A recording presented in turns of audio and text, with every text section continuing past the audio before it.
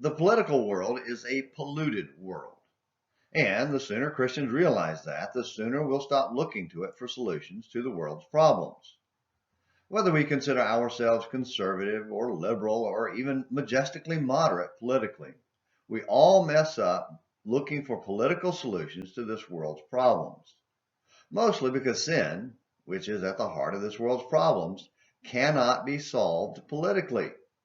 Sin is a spiritual problem and can only be solved by converting souls to Christ. Plus, as I was vividly reminded recently, politicians dwell in a polluted world.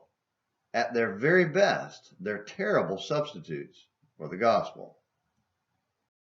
Yesterday's Saturdays in the Psalms on Morning Minutes in the Bible looked at how we've lost the childlike ability to trust in the yes, just not yet part of God's promises. In Psalm 9, David demonstrated faith by believing in God's yes, just not yet promises. Well, today's Sunday Struggles on Morning Minutes in the Bible looks at another side of the childlike mindset, impatience. The inability to understand not yet may mean decades, not days. To our shame, we all seem to struggle with that inability. That's why we look to the political world to solve the world's problems. We think they're a quick solution. Pass a law banning racism or homosexuality, and suddenly everyone will be good. Everyone will act and look like Christians. What fools we all are. David waited 15 years for God to solve his Saul problem. But he waited nearly 1,000 years for God to solve his sin problem with the promised Son, Jesus. Of course, he didn't know when Jesus would come, but he preached patient faith. 1 Peter 1, verses 10 through 12. We can't wait 15 minutes, much less 15 years, for God to fix this world.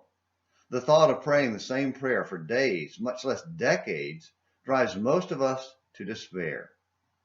Have we forgotten Peter reminding his persecuted brethren that one day is like 1,000 years to the Lord?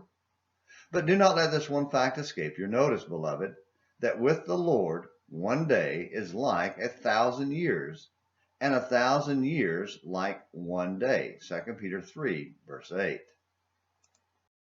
Have we also forgotten the explanation of why? Peter added that it was because of God's patience with them. The Lord is not slow about his promise, as some count slowness, but is patient toward you, not wishing for any to perish, but for all to come to repentance. 2 Peter 3, verse 9. We want God's patience for ourselves, so we must try, and we do try, to be patient. But if we really want to be like God, we must learn to want his patience for all those racists and homosexuals too. Now that's a struggle. Thank you for watching Sunday Struggles on Morning Minutes in the Bible. Until next time, this is James McClenny hoping you have a great day.